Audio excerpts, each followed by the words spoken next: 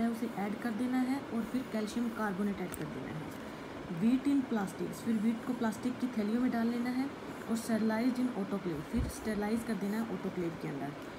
Store house, उसके बाद store house after some time laminar flow, laminar flow से pass करना है। ल्यूमिनार फ्लो का मतलब होता है कि उसे यूवी लाइट से निकालना है। ऐड मदर फंगस, फिर उसके अंदर मदर फंगस डालनी है तो वाइट नेक लाइक स्ट्रक्चर्स जो है उसके अंदर बनने स्टार्ट हो जाएंगे। फिर आता है फॉर्मेशन ऑफ कंपोस्ट, कि कंपोस्ट का फॉर्मेशन कैसे करें। कंपोस्ट का मतलब होता है जिसके अंदर हम मशरूम को रखेंगे, ये तो हमने सीड का फॉर्मेशन किया है, अब जिसके अंदर हम मशरूम को रखेंगे उसका फॉर्मेशन कैसे करना है। वीट का, राइस का, स्टो का, हॉर्स का एक्सक्रीटा लेना है, ठीक है, यूरिया लेना है, पोटैश जिपाइसम भी लेना है।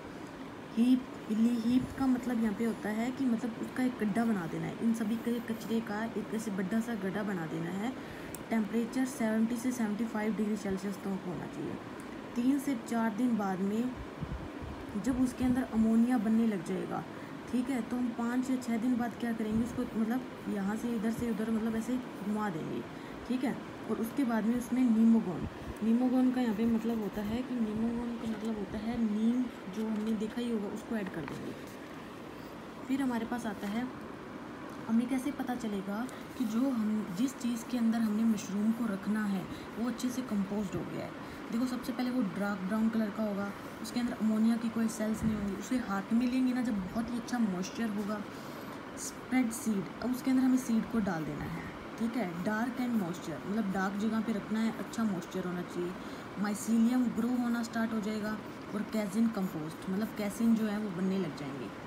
हार्वेस्ट कैसे करना है, मतलब अब देखो सबसे पहले हमने क्या किया था, सीड को बनाया था। सीड को हमने कैसे बनाया था, सीड को हमने वीट ली थी, मतलब गेहूँ ली थी, उसे अच्छे से बॉईल किया था, फिर उसे सुखाया था, फिर पोटेशियम जिप्सम ऐड किया था, फिर कैल्शियम कार्बोनेट ऐड किया था, फिर उसके बाद में हमने ऑटोक्लेव से निकाला था, ठीक है। फिर उसके बाद हमने प्लास्टिक के अंदर स्टरलाइज किया था, फिर लैमिनार फ्लो से निकाला था। उसके बाद हमें इसका मतलब जो कचरा है जिसके अंदर हमें मशरूम को रखना है वो तैयार किया था। भी वो कैसा होना चाहिए वो हमने देखा था। भी हमें वीट का, राइस का, चावल का, सभी का जो कचरा होता है वो ले लेना है। एक बड़ा सा मतलब हीप बोलते हैं, एक बड़ा सा ढेर बना देना है। उसे 3-4 दिन जब उसके अंदर अमोनिया बन जाए तो उसको टर्न करते रहना है। उसके बाद उसके अंदर नीमोगन ऐड कर देना है। अब आती है हार्वेस्ट की बारी। देखो हार्वेस्टेड आफ्टर पाइलस आफ्टर 8 से 10 सेंटीमीटर, कहने का मतलब ये मशरूम का ऊपर वाला हिस्सा जब 8 से 10 सेंटीमीटर का हो जाता है ना, तब हमें उसे हार्वेस्ट करना है।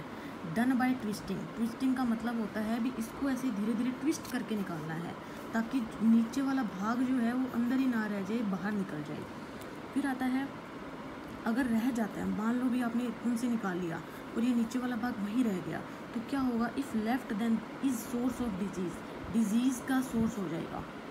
Space become free on tray filled with sterilise soil after harvesting, कहने का मतलब जब आप इसको निकाल लोगे तो जो ट्रे है वो फ्री हो जाएगी। Lowest part cut and washed with potassium metasulphide dried, जब आप इसको मतलब निकालोगे तो नीचे वाले भाग को जो है वो कट कर दो, ठीक है, और उसे पोटेशियम मेटासल्फाइड से वॉश कर दो। क्यों कर दो, क्योंकि जब हम उसे पॉलीथीन के अंदर डालेंगे, वो मार्केट के अंदर डालेंगे तो वो कुछ दिन तक मतलब बहुत टाइम तक रह जाते हैं, हमने देखा होगा, तो वो इसके कारण रहते हैं क्योंकि हम उसे पोटेशियम मेटासल्फाइड से वॉश करते हैं। फिर पॉलीथीन के अंदर डालना है, जिस पॉलीथीन के अंदर हमें डालना है उसके अंदर हमें होल्स कर देने हैं, ठीक है।